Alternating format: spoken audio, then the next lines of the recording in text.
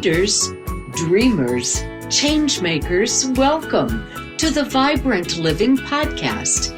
Here, limitations shatter and potential explodes into a kaleidoscope of possibility.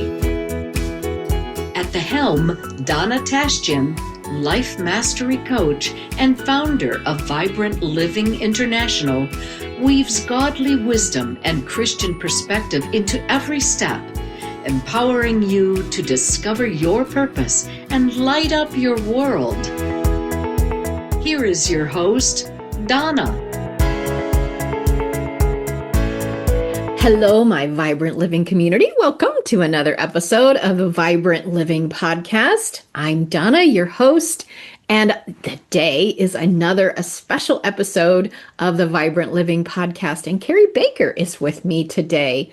Kari, where do you live in the world? Well, I live in Scottsdale, Arizona. So during parts of the year, everybody wants to be here. And during other parts of the year, nobody wants to be here. So yeah, Arizona is known for hot. Yes. It didn't disappoint this summer. So yes, it didn't disappoint, I think, anywhere. It was super hot here in Michigan, too. And what's your favorite thing about living where you do? Well, I love the mountains. I love hiking. So I love being outdoors, and there's just a plethora of trails and things that I can do out here. And I actually just love sitting in my backyard and looking out at the scenery. So I'm, a little bit of a homebody in my older age. Me too. I enjoy being home. Yeah, I think we begin to create what I say. I'm creating an oasis in my home. I want to create a life I don't have to take a vacation from. Yeah, that's exactly right. Exactly right. That's what I'm deciding as I get older. I'm like, I'm creating a life I don't have to take a vacation. Yeah. I want to enjoy every day. So, absolutely. Well, welcome to the Vibrant Living Podcast. Tell us a little bit about you. Well, thanks so much for having me. Well, I'm kind of doing version 2.0 of my life. So I am a wife to John. I'm a mom to my son, Brady. But for 30 years, most of my career, I was a financial advisor. I actually helped companies manage their 401k plans. And so I was a planner, and I thought I had everything pretty well planned in my life, and everything kind of went according to plan until my son was diagnosed with autism when he was 3 years old. And that really was the point of shift in my life. And honestly, for the first few years, I didn't handle it all that well. I kind of dug myself a hole. I felt very isolated. I was very confused about what the future was going to hold for our family and for my son. Yeah. I didn't know anybody with autism, so autism was this great big mystery to me that was just brought a lot of fear and anxiety.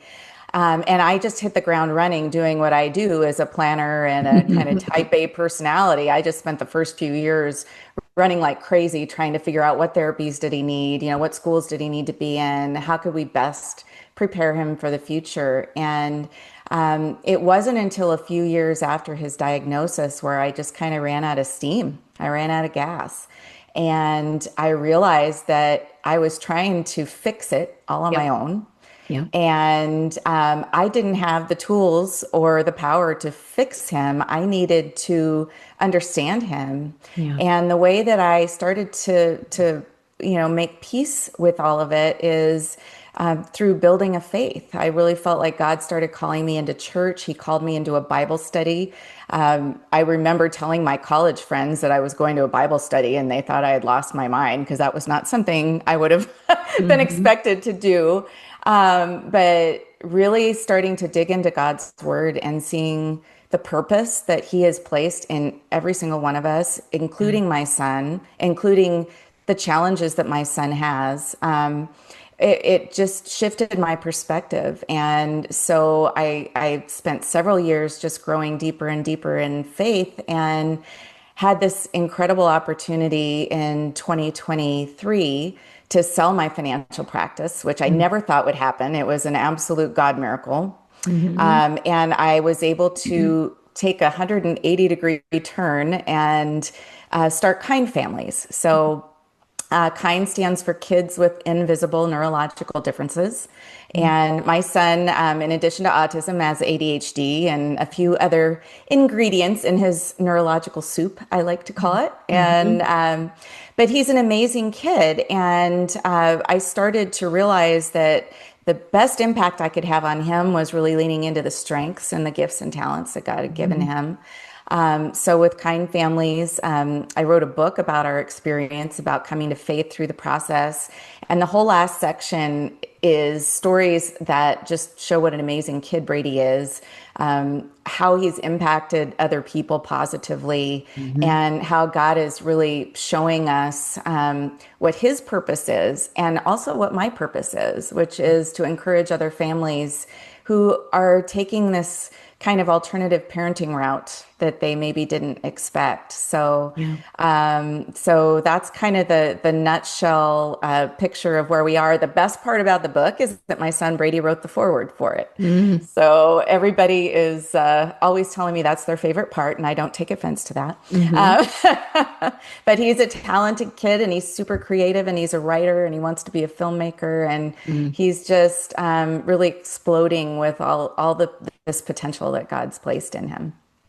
It is a beautiful thing to watch it transpire. But going back to the diagnosis and the utter panic and loss and hopelessness that hits that when that kind of thing happens in a family, we've experienced autism in our family, and learning to be able to learn how to communicate and how to even, have a relationship and what that looks like, and helping them with their strengths as well.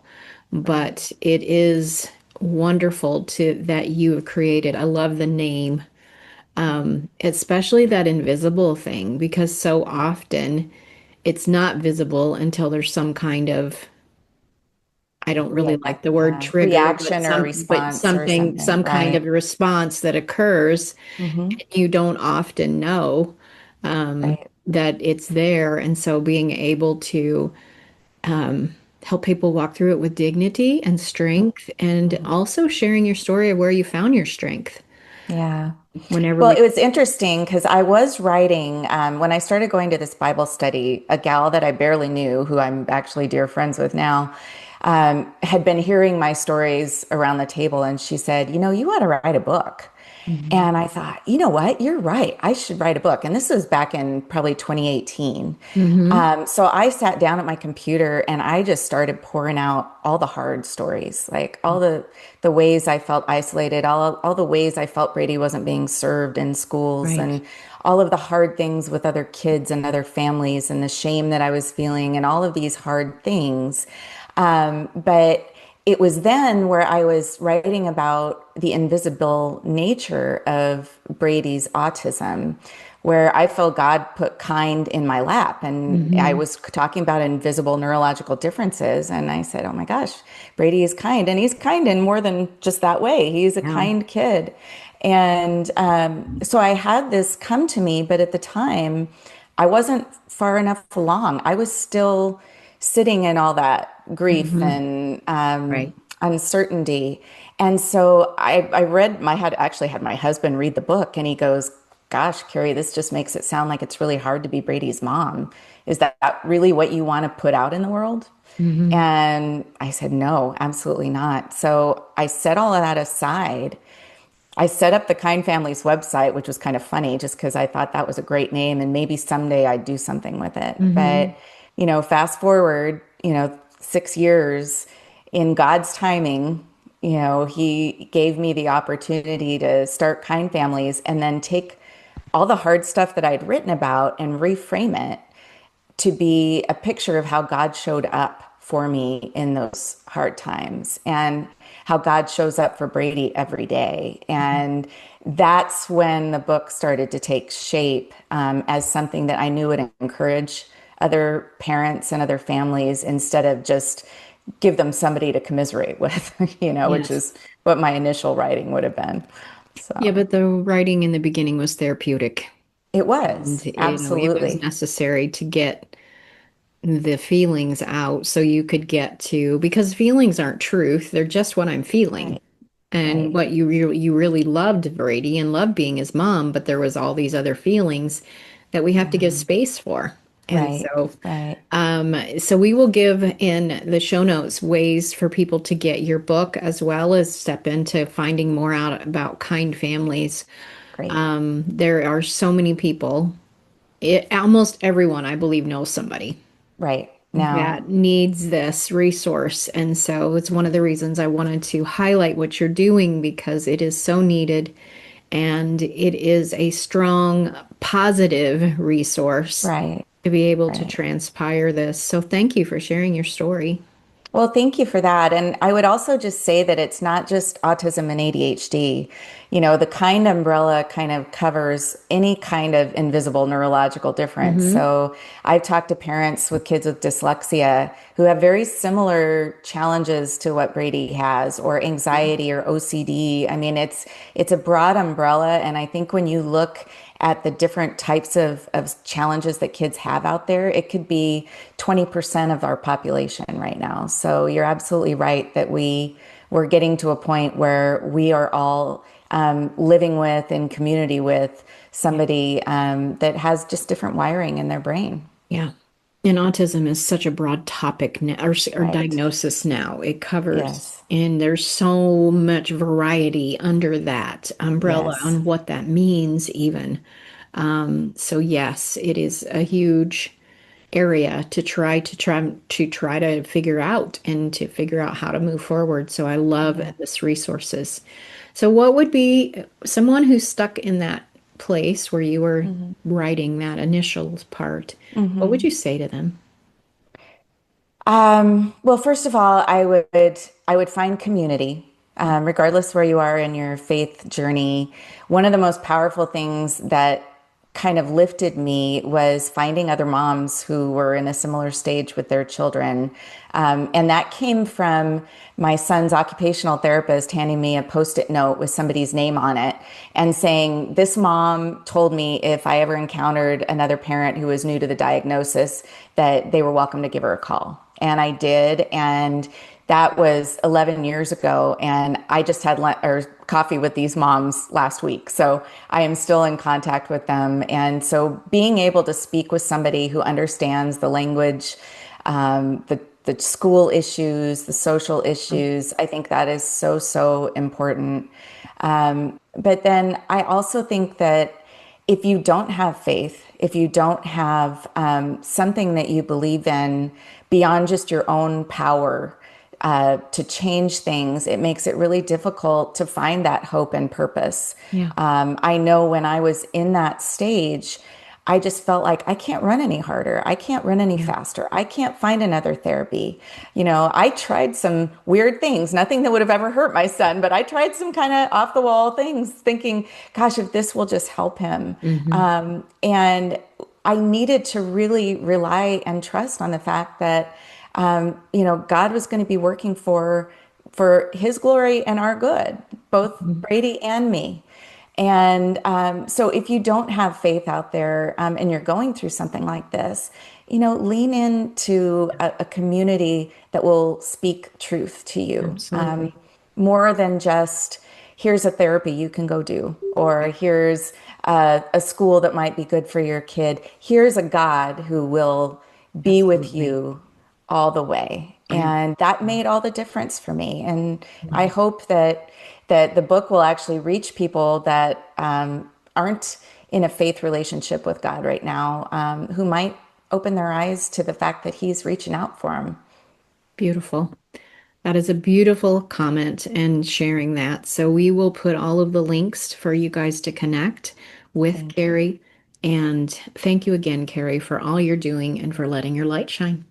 Thank you for having me, Donna. It was great. I am so thankful for Kari sharing her story and her resources and finding and creating the kind network community as well. So check those resources out and share them with someone that you know who could benefit from these resources. As always at Vibrant Living, My purpose and mission is to help you build the life you would love from a place of grace and ease. And there is an option to have a phone call with me, a conversation where we can talk about where you are, where you'd like to go, and how to get there. And I can show you where the easy button is. So I look forward to talking to you soon. Check out those resources, share this with someone you love, and thank you for being part of the Vibrant Living community. Bye for now.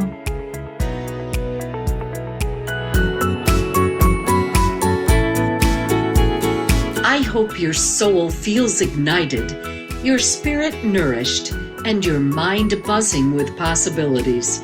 Share this with a friend who needs a dose of vibrant living.